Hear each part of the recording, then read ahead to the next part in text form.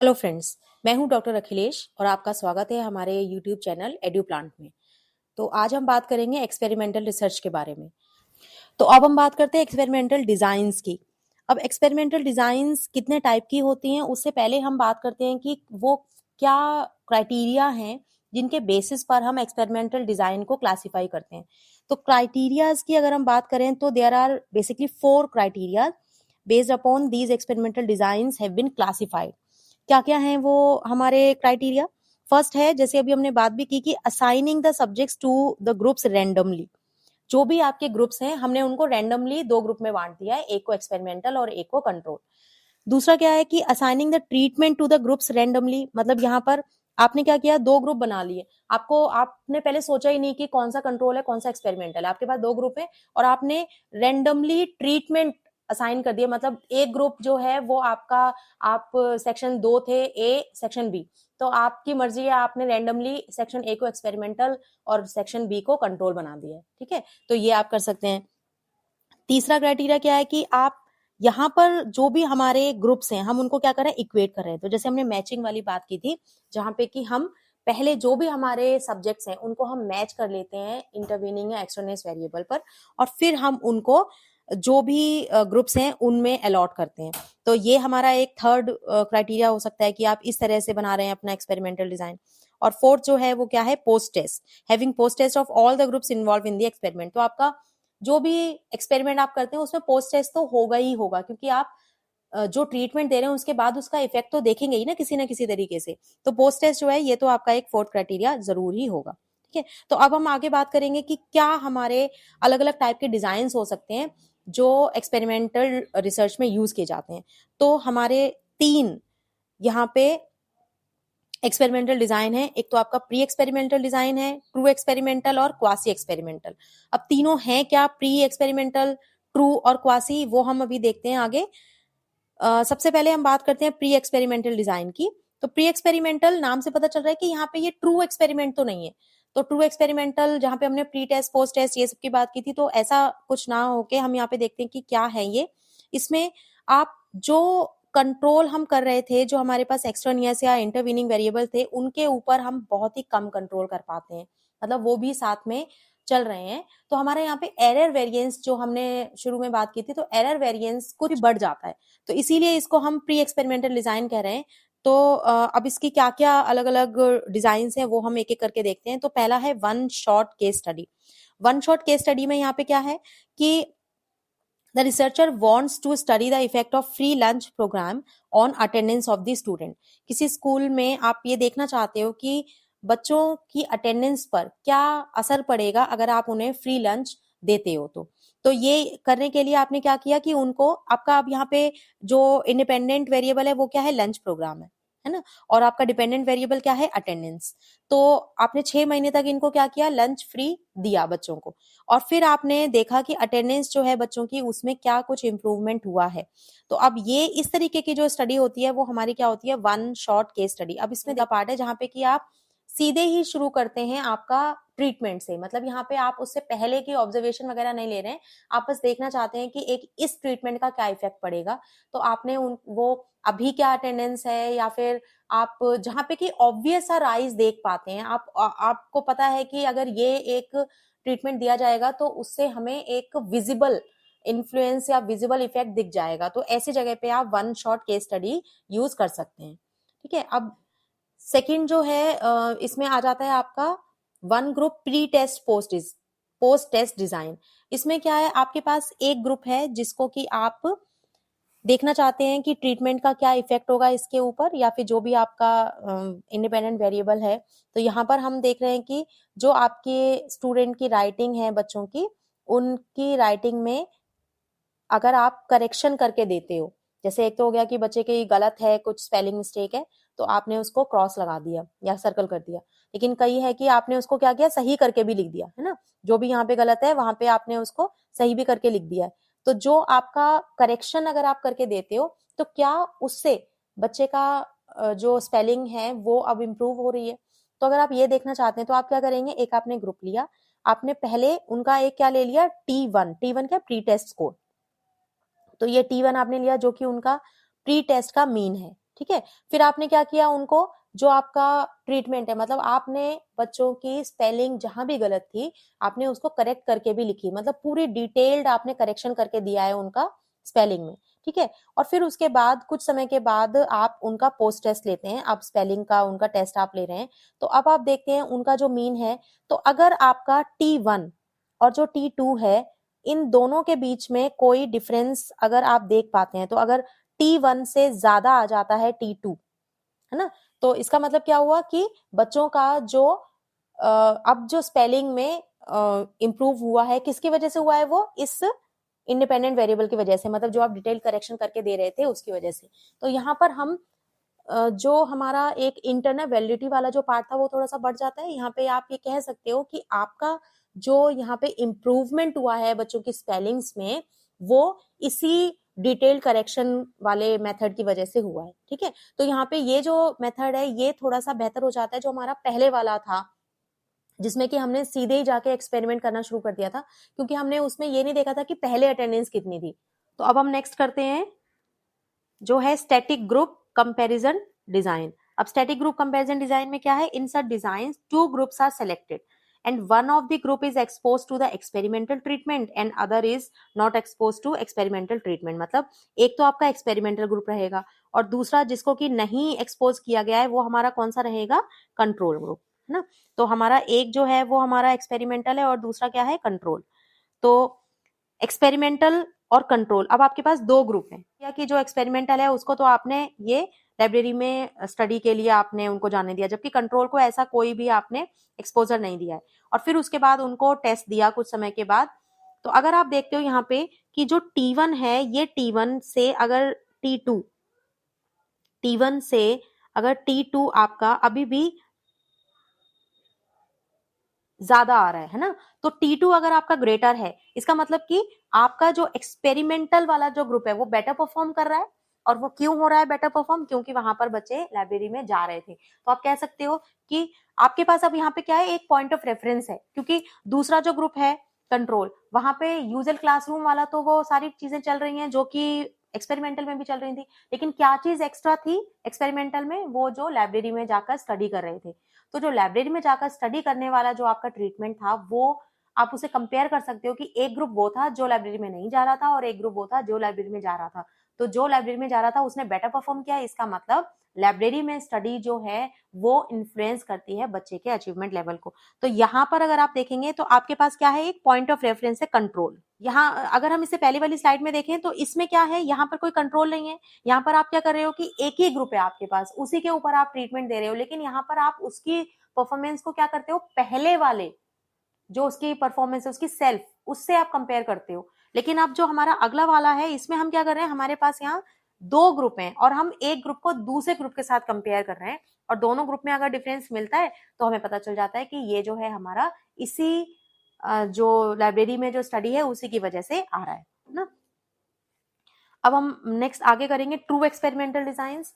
True experimental designs जो हैं, जो हमारे क्राइटेरियाज थे जो 4, उन सभी को पूरा करेगी ये। और true experimental designs are mostly use for experimental research in education, क्योंकि यहाँ पे जो है उसमें कई सारी चीजें आप कंट्रोल करते हो, जैसे कि जो हिस्ट्री की हमने बात की थी, मैच्योरेशन की बात की थी, टेस्टिंग प्री टेस्टिंग वाला हमने बात की थी, मेजरिंग इंस्ट्रूमेंट्स की बात की थी, तो और मोर्टेलिटी। तो इन सभी को कंट्रोल करने के लिए हम क्या लेते हैं, ट्रू एक्सपेरिमेंटल डिजाइंस, ठीक है। तो ट्रू एक्सपेरिमेंटल डिजाइंस में जो फर्स्ट हमारी डिजाइन आती है वो क्या आती है, pre test post test control group. मतलब यहाँ पर हमारे पास ग्रुप भी 2 हैं और हमने उनको प्री टेस्ट भी दिया है और पोस्ट टेस्ट भी दिया है, ठीक है। जब हम इससे पहले बात कर रहे थे तो आपके मन में ये बात आ रही होगी, तो ऐसा हम क्यों नहीं कर देते कि ग्रुप भी 2 बना लें और उनका प्री टेस्ट भी ले लें। तो वही हम वहां पे जो हम सोच रहे थे इसी को हमने यहाँ पे इम्प्लीमेंट किया है। तो हम यहाँ पे क्या करते हैं कि हमने 2 ग्रुप ले लिए, एक ग्रुप को आपने कंट्रोल बना दिया और एक ग्रुप को आपने क्या किया, एक्सपेरिमेंटल बना दिया। और दोनों ही ग्रुप को आपने जाते ही सबसे पहले क्या किया, प्री टेस्ट दे दिया कि हम पहले ये पता तो कर लें कि दोनों जो ग्रुप हैं वो एक्चुअली में कंपेरेबल हैं या नहीं है। पता चला कि एक्सपेरिमेंटल वाला ग्रुप जो आपने सिलेक्ट किया है वो तो पहले ही इंटेलिजेंट बच्चों का है, तो वो उनका तो पहले से ही स्कोर बहुत अच्छा आ रहा है ना, जो कि आप पहले वाले जो हमने किया था उसमें आप देख सकते थे। जहां पे अगर आप प्री टेस्ट नहीं ले रहे, तो प्री टेस्ट अगर आप नहीं लेते हो तो फिर आपकी यही वाली प्रॉब्लम आ जाती है, क्योंकि पहले ही आपको पता नहीं था कि आपने जो 2 ग्रुप बनाए थे वो दोनों बराबर अचीवमेंट के थे या नहीं थे। हो सकता है कंट्रोल वाला पहले ही कम, बेचारे वो बच्चे अच्छा परफॉर्म नहीं कर रहे थे और आपने उनको लाइब्रेरी में भी नहीं जाने दिया, तो इसीलिए फिर आप उन बच्चों को ही लाइब्रेरी में लेकर गए जो बच्चे पहले से ही बहुत अच्छा परफॉर्म कर रहे थे। तो इसीलिए प्री टेस्ट यहाँ पे बहुत जरूरी है। तो जब आप प्री टेस्ट लेते हो तो आपने देखा कि अच्छा, जो आपका मीन आ रहा है प्री टेस्ट का, एक्सपेरिमेंटल का, और दूसरा कंट्रोल का, तो ये दोनों ही क्या होने चाहिए, इक्वल होने चाहिए। ठीक है, तो अगर आपके दोनों इक्वल है तो अब तो हमें ये तो पता चल गया कि भाई दोनों जो ग्रुप है वो हैं तो इक्वल। ठीक है, अब हम क्या करेंगे, अब दोनों को ही हम देखेंगे कि जो आपका एक कंट्रोल ग्रुप है उसको तो आप कोई अलग से ट्रीटमेंट देने नहीं वाले हैं, तो जो भी आपका ट्रेडिशनल मेथड है आप उसी से उसे पढ़ा रहे हैं। जबकि एक्सपेरिमेंटल ग्रुप है उसमें हमने एक कोई जो भी टीचिंग मेथड आप लेना चाहते हो, तो यहाँ पे इन्होंने सेल्फ इंस्ट्रक्शन मेथड लिया है, तो सेल्फ इंस्ट्रक्शन मेथड से हम इस ग्रुप को पढ़ा रहे हैं। तो एक्सपेरिमेंटल को हमने एक नए टीचिंग मेथड से पढ़ाया और कंट्रोल को आप ट्रेडिशनल मेथड से पढ़ा रहे थे, और उसके बाद आपने दोबारा से एक टेस्ट दोनों को दिया है। तो जब आप दूसरा टेस्ट दे रहे हो उसको हम क्या बोलते हैं, पोस्ट टेस्ट बोलते हैं। अभी आपने देखा था कि जो T1 था और यहाँ पे जो कंट्रोल का, ये दोनों क्या थे, ये इक्वल थे। लेकिन अब आपको क्या देखना पड़ेगा यहाँ पे, क्योंकि ये दोनों बराबर थे और अब यहाँ पे जो TE है वो बढ़ गया है, मतलब जो एक्सपेरिमेंटल वाला है वो बढ़ गया है कंट्रोल से। इसका मतलब कि पहले जो 2 ग्रुप थे वो बिल्कुल कंपेरेबल थे, बिल्कुल बराबर अचीवमेंट लेवल पे थे, और फिर आपने एक ग्रुप को जब एक्सपेरिमेंटल मेथड से पढ़ाया जो आपका सेल्फ इंस्ट्रक्शन मेथड था, तो उसने बेटर परफॉर्म किया है कंट्रोल ग्रुप की कंपैरिजन में। इसका मतलब आपका जो ये मेथड है ये इम्प्रूव करता है आपके अचीवमेंट लेवल को। ठीक है, तो ये हमारा है ट्रू एक्सपेरिमेंटल डिजाइन का। तो मुझे लगता है यहाँ पे काफी सारे इंटरवीनिंग वेरिएबल्स जो थे वो हम कंट्रोल कर पाए हैं। ठीक है, अब नेक्स्ट हमारा इसी का ही एक पार्ट है ट्रू एक्सपेरिमेंटल का, post test only control design. यहाँ पे हम क्या कर रहे हैं, ये उसी तरीके का कुछ एक्सपेरिमेंटल डिजाइन है जो हमने प्री एक्सपेरिमेंटल में भी किया था। यहाँ पर हमारे पास क्या है, 2 एक्सपेरिमेंटल और कंट्रोल 2 ग्रुप हैं, और इन दोनों ही ग्रुप को आपने क्या किया है, सीधे ही पोस्ट टेस्ट दे दिया है। ठीक है, तो सीधे पोस्ट टेस्ट आपने दे दिया। अब यहाँ पे T0 और T1 इन दोनों को आप कंपेयर करोगे तो जो कंट्रोल ग्रुप है, तो पहले आपने मैचिंग तो ली थी, क्योंकि हम बात करें यहाँ पे ट्रू एक्सपेरिमेंटल। ट्रू एक्सपेरिमेंटल का मतलब ये होता है कि आपने जो 2 ग्रुप लिए हैं वो मैच करके लिए हैं। लेकिन अब आप क्या कर रहे हो, अब दोनों को, एक को आप एक्सपेरिमेंटल को न्यू मेथड से पढ़ा रहे हो, कंट्रोल को आप कन्वेंशनल मेथड से पढ़ा रहे हो, और फिर उसके बाद आपने पोस्ट टेस्ट लिया। तो पोस्ट टेस्ट जब आपने लिया तो देखा कि आपका जो कंट्रोल वाला है उससे ज्यादा आया है एक्सपेरिमेंटल का, तो आप कह सकते हो कि जो आपने नए मेथड से पढ़ाया था वो मेथड आपका इफेक्टिव है इस अचीवमेंट लेवल को बढ़ाने में। ठीक है, तो ये एक हमारे पास और डिजाइन है जिससे कि हम ट्रू एक्सपेरिमेंटल डिजाइन में इंक्लूड करते हैं। फिर एक आपका जो नेक्स्ट आ जाता है सोलोमन 4 ग्रुप डिजाइन। ये बहुत इंपॉर्टेंट डिजाइन है और मुझे लगता है कि बहुत ही इफेक्टिव डिजाइन है। और किस सेंस में इफेक्टिव है, क्योंकि ये उन सभी चीजों को कंट्रोल कर लेती है जो कहीं ना कहीं पहले वाली 2 डिजाइन छोड़ देती हैं। मतलब जहां पे कि हम देख रहे थे कि जो हमारा फर्स्ट वाला था जिसमें प्री टेस्ट, पोस्ट टेस्ट और कंट्रोल ग्रुप भी था, तो वहां पर क्या हो रहा था कि आप क्योंकि प्री टेस्ट बच्चों को दे रहे हो, तो क्योंकि आप प्री टेस्ट दे देते हो तो क्या होता है कि बच्चे तो पहले से उन्हें पता है कि किस टाइप का आपने क्वेश्चन पूछा था, और अगली बार भी दोबारा से आप टेस्ट लोगे तो उसी टाइप के क्वेश्चन पूछने वाले हुए वही क्वेश्चन पूछोगे। तो इसीलिए क्या होता है कि वो प्री टेस्टिंग वाला जो इफेक्ट था, जो हमारी इंटरनल वैलिडिटी को हम इन्फ्लुएंस करता था, तो जो प्री टेस्टिंग वाला इफेक्ट है उसको कम करने का हम यहाँ पे कोशिश करेंगे। और दूसरा जो हमारा था कि जहां हमने सेकंड डिजाइन की बात की थी, जहां पे हमने प्री टेस्ट तो लिया ही नहीं था, तो प्री टेस्ट अगर आपने नहीं लिया था तो फिर क्या एक्चुअली में जो आपका कंट्रोल ग्रुप है या फिर और जो एक्सपेरिमेंटल ग्रुप है, तो उनका जो डिफरेंस है, तो क्या उसी डिफरेंस से हम कह सकते हैं कि ये जो है ये हमारा उस इंडिपेंडेंट वेरिएबल की वजह से ही इफेक्ट आया है। तो इन सब चारों चीजों को हम यहाँ पर मिलाकर ये हमने डिजाइन बनाया है। तो इसमें दोनों जो डिजाइन हमने बात की, pre test, post test, control group, एक ये वाला जो हमने सबसे पहले बात की थी अभी टू एक्सपेरिमेंटल की, और दूसरा एक post test only control group. तो इन दोनों डिजाइन को मिलाकर हमारे पास ये डिजाइन आती है सोलोमन 4 ग्रुप डिजाइन। ठीक है, तो इसमें देखो हम क्या करते हैं कि 4 ग्रुप बना लेंगे, 1 2 3 4। अब इन चारों ग्रुप में सिर्फ एक ही हमारा ग्रुप है जो एक्सपेरिमेंटल है। ठीक है, बाकी जो 3 ग्रुप है वो क्या है, कंट्रोल। यहाँ मैं आपको एक एग्जाम्पल देके वैसे समझाती हूँ।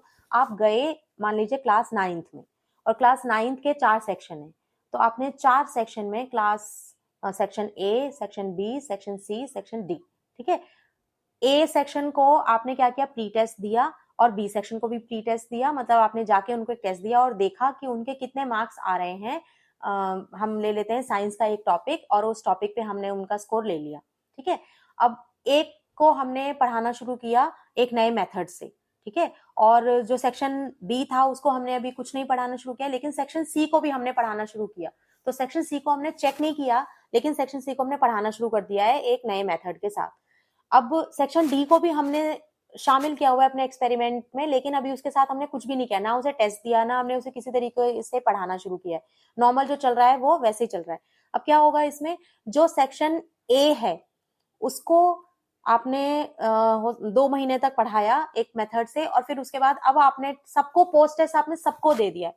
सेक्शन ए को भी पोस्ट टेस्ट दिया, सेक्शन बी को भी पोस्ट टेस्ट दिया, सेक्शन सी को भी दिया, और सेक्शन डी को भी आपने पोस्ट टेस्ट दिया है। अब आप देखते हो कि सेक्शन ए और सेक्शन बी इन दोनों में डिफरेंस आया है।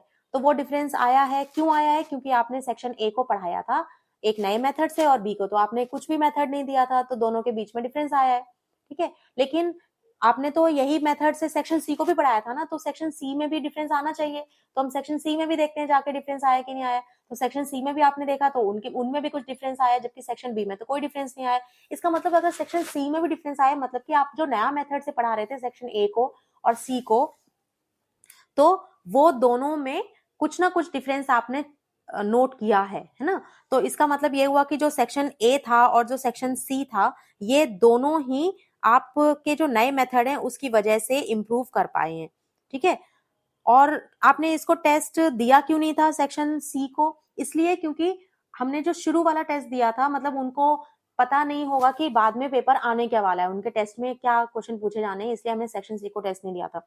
और सेक्शन डी जो था, हम उसको क्यों लेके चल रहे हैं, उसको हमने सीधे ही लास्ट में एक टेस्ट दे दिया, और उस टेस्ट में देखा तो हम देख रहे थे कि क्या और भी कोई मेथड ऐसे चल रहे हैं बीच में, जो हम बात कर रहे थे ना हिस्ट्री की या मेचुरेशन की, जिसमें हम देख रहे थे कि कोई स्पेशल इवेंट तो नहीं है जिसकी वजह से बढ़ गया है कि आपने सेक्शन डी, अगर मान लीजिए कोई ऐसा केस होता है जिसमें सेक्शन डी का भी जो स्कोर है वो भी बढ़ के आ जाता है, तो फिर तो आपका सारा किया कराया पे पानी फिर गया। मतलब आप सेक्शन ए को तो आपने पढ़ाया भी, सेक्शन सी को भी आपने पढ़ाया, लेकिन फिर भी सेक्शन डी भी बहुत अच्छा स्कोर कर गया है। यहाँ पे आपको समझ आता है कि एक्चुअली में जो आपका जो टीचिंग मेथड था उसकी वजह से नहीं हो रहा था ये चेंज, बल्कि और कुछ स्पेशल इवेंट हो रहे हैं जिसकी वजह से ये चेंज हो रहा है। तो फिर तो आपका सेक्शन बी में भी कुछ ना कुछ ऐसे चेंज आ जाएगा। तो थोड़ा बहुत चेंज अगर हुआ है तो फिर तो हम देख सकते हैं कि वो किसी और मेथड की वजह से या मतलब कोई स्पेशल इवेंट की वजह से हो सकता है।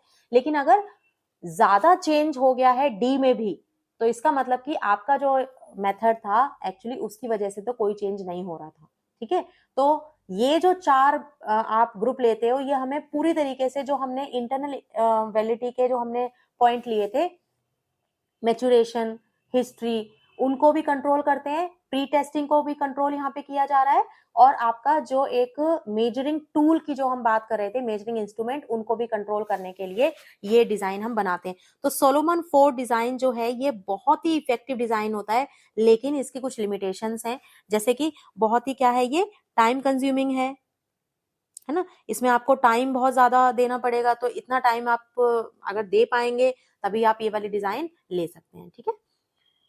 फिर अब हमारा थर्ड जो आ जाता है वो क्या है, quasi experimental design. Quasi experimental design का मतलब ये है कि अब यहाँ पर आपका एक्सपेरिमेंटल जो आप डिजाइन कर रहे थे, जिसमें कि आप बिल्कुल अपनी तरह से 2 ग्रुप ले रहे थे, उनको मैच कर रहे थे, फिर अलग अलग 2 ग्रुप में डाल रहे थे, वो सारी चीजें यहाँ पे नहीं की जाती हैं, बल्कि हम यहाँ पे क्या करते हैं कि पूरा जो होल ग्रुप ऑफ सब्जेक्ट है उसी को हम अपने एक्सपेरिमेंट के लिए ले लेते हैं। मतलब जैसे नॉर्मल सिचुएशन में भी आप जब स्कूल में जाते हो तो आपको जो भी क्लास जैसे मिलती है तो आप उसको एज इट इज ले लेते हो, है ना, क्योंकि हम ये मान के चलते हैं कि भाई जो भी आपने क्लास में जो बच्चे होते हैं, जैसे मान लीजिए अगर हम अभी बात कर रहे थे क्लास 9 के 4 सेक्शंस की, तो चारों सेक्शंस अगर आप देखो तो जो उनकी ओवरऑल जो परफॉर्मेंस होती है वो कहीं ना कहीं कंपेरेबल ही होती है। मतलब हर एक क्लास में कुछ बच्चे होंगे जो बिलो एवरेज होंगे, कुछ बच्चे होंगे जो अबव एवरेज होंगे, कुछ बच्चे होंगे जो एवरेज में आएंगे, तो सभी चारों सेक्शन में ही ऐसे होगा। तो कई बच्चे होंगे जिनकी वजह से कि आपकी जो मेन जो अचीवमेंट है वो कम हो जाएगी, है ना, तो कई की वजह से बढ़ेगी, तो ओवरऑल जो एवरेज अचीवमेंट आएगी आपके सेक्शन की वो बराबर आती है। और सभी में कुछ ना कुछ जो स्पेशल इवेंट चलते रहते हैं वो तो सभी एक स्कूल है तो एक ही जैसे कंडीशंस होंगे, तो वो सभी एक जैसे ही इन्फ्लुएंस करेंगे। मतलब अगर कोई एक्सटेंशन लेक्चर हो रहा है तो वो तो चारों सेक्शन के लिए होगा, या फिर अगर चारों को एक ही टीचर पढ़ा रहा है तो टीचिंग मेथड भी एक ही जैसा होगा। तो इसीलिए नॉर्मली जो हमारे स्कूल्स होते हैं उनमें क्या होता है कि जो भी टीचिंग कंडीशंस होती हैं या फिर जो हम एनवायरमेंटल कंडीशंस की बात करें वो ऑलमोस्ट सेम होती हैं, है ना। और क्योंकि सारे बच्चे जो होते हैं वो एक ही एज लेवल के होते हैं और ऑलमोस्ट जो एवरेज आईक्यू अगर हम निकालें सबका तो कंपेरेबल ही होता है। तो इसीलिए नॉर्मल सिचुएशंस में भी अगर हम कहें कि दो आप सेक्शंस ले लेते हो ऐसे ही एज मतलब इंटेक्ट सेक्शन जिनमें आपने कुछ मैच नहीं किया है, कोई कुछ इंटरवीनिंग वेरिएबल को आपने एक्सक्लूड नहीं किया है, तो ऐसे सेक्शंस को भी अगर आप लेकर कोई अपना एक ग्रुप एक्सपेरिमेंटल बना रहे हो, एक ग्रुप कंट्रोल बना रहे हो, तो वो आपका क्वासी एक्सपेरिमेंटल डिजाइन कहलाता है। तो मोस्ट ऑफ द टाइम जो हमारे जो स्टडीज होती हैं वो क्वासी एक्सपेरिमेंटल डिजाइन ही होती हैं क्योंकि ये इजी होती हैं और बहुत ही फीजिबल होती हैं करने में, है ना। तो प्रैक्टिकली बहुत ही मतलब आसान है। तो इसीलिए हम क्वासी एक्सपेरिमेंटल डिजाइन की बात करेंगे। अब इसमें हम कौन कौन से टाइप आते हैं, तो फर्स्ट आता है इसमें non equivalent control group. Non equivalent control group का मतलब यहाँ पर यही है कि आपने क्या किया है कि दो आपने सेक्शन ले लिए हैं और उन सेक्शन में एक को एक्सपेरिमेंटल कर दिया, एक को कंट्रोल कर दिया है, और फिर उसके बाद उनका प्री टेस्ट लिया और फिर आपने एक को कोई नई मेथड से पढ़ाया, एक को ट्रेडिशनल मेथड से पढ़ाया और फिर बाद में उनका पोस्ट टेस्ट ले लिया है और फिर बाद में आप इन दोनों को कंपेयर कर लेते हो। तो शुरू में आपने प्री टेस्ट वाले स्कोर्स को कंपेयर किया और अगर ये दोनों इक्वल आ गए हैं इसका मतलब ये कंपेरेबल है, और फिर उसके बाद पोस्ट टेस्ट को भी कर लिया। तो इन दोनों में अगर कोई डिफरेंस आता है तो आप कह सकते हो कि ये डिफरेंस जो है वो आपके ट्रीटमेंट की वजह से, अगर नहीं आता एक्सपेरिमेंट अगर कोई इन दोनों में डिफरेंस नहीं आता इसका मतलब कि आपका जो नया टीचिंग मेथड है वो कोई इफेक्टिव नहीं है। अब हम बात करेंगे separate sample pre test post test design की। अब यहाँ पे देखो सेपरेट सैंपल ही हमें पता चल रहा है नाम से कि जो आपका डिपेंडेंट वेरिएबल का जो मेजरमेंट होगा वो क्या होगा, टू रैंडमली सेलेक्टेड इक्विवेलेंट सब ग्रुप्स में होगा। मतलब यहाँ पर हम क्या करते हैं कि जो भी हमारे पास पूरा हमारा सैंपल है उसमें से हम एक सब ग्रुप बनाते हैं, मतलब उसको हाफ में डिवाइड कर लेंगे और उसको हम क्या करेंगे प्री टेस्ट दे देंगे और फिर उसके बाद हम अपना ट्रीटमेंट देंगे और ट्रीटमेंट जो देंगे वो पूरे हमारे ग्रुप को देंगे। उसमें हम जो दो ग्रुप हमने बनाए हुए हैं उन दोनों को अलग नहीं करेंगे, जबकि दोनों ही ग्रुप को हम ट्रीटमेंट देंगे। और ट्रीटमेंट हमारा होने के बाद जो हमारा दूसरा सब ग्रुप है उसको हम क्या करेंगे, उसको पोस्ट टेस्ट दिया जाएगा।